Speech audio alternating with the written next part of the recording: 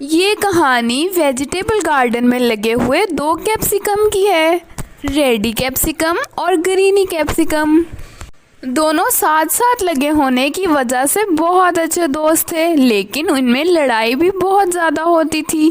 میں ready capsicum ہوں، مجھ سے پیارا یہاں کون ہے؟ بتاؤ بتاؤ۔ تم سے پیارا یہاں گرینی کیپسیکم ہے، اتنا شائن اور بہت فریش۔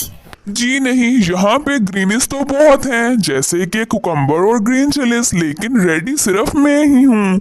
ان کی ہر وقت کی لڑائی سے گارڈن کی سارے فروٹس اور ویجیٹیبل ان سے بہت تنگ آ گئے تھے۔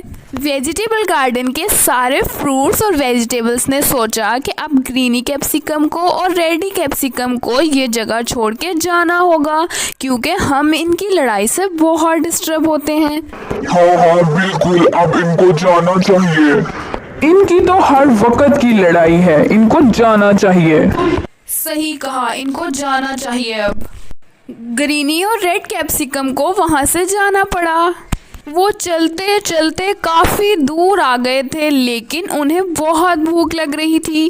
انہیں فوراً روٹی کا ایک ٹکڑا دکھا۔ دونوں نے اس کو آدھا آدھا کیا تاکہ اس کو کھایا جا سکے، لیکن ایک پیس چھوٹا اور دوسرا پیس بڑا ہو گیا۔ پھر ریڈی نے کہا، مجھے زیادہ والی روٹی چاہیے تاکہ میرا رنگ زیادہ صحیح رہے۔ گرینی بولا، نہیں بڑی والی میں لوں گا، کیونکہ مجھے زیادہ طاقت کی ضرورت ہے۔ دونوں آپس میں جھگڑنے لگے اور اوپر سے ایک پرندہ آیا اور ان کی روٹی اٹھا کے چلا گیا۔ ہاں دونوں تھک چکے تھے، اب انہیں آرام کی ضرورت تھی۔ اتنے میں ان کے پاس ایک لومڑی آئی اور بولی، میں تم دونوں کو اپنے گھر رہنے کی جگہ دے سکتی ہوں، تم دونوں میرے ساتھ چلو۔ لومڑی دونوں کو اپنے ساتھ لے گئی، خود وہ سارا دن آرام کرتی اور دونوں سے خوب کام کرواتی۔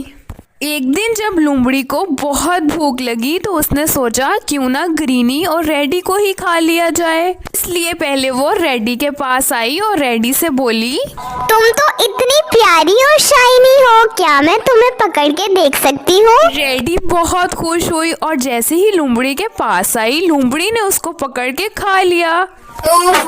اس میں تو بہت مرچیں ہیں۔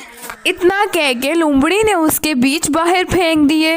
پھر وہ گرینی کے پاس گیا اور گرینی سے بولی، ریڈی تو بالکل پیاری نہیں ہے، تم تو گرینی کتنے فریش ہو، کیا میں تمہیں پکڑ کے دیکھ سکتی ہوں؟ گرینی اس بات پہ خوش ہو گیا اور جیسے ہی لومڑی کے پاس گیا، لومڑی نے اس کو بھی کھا لیا۔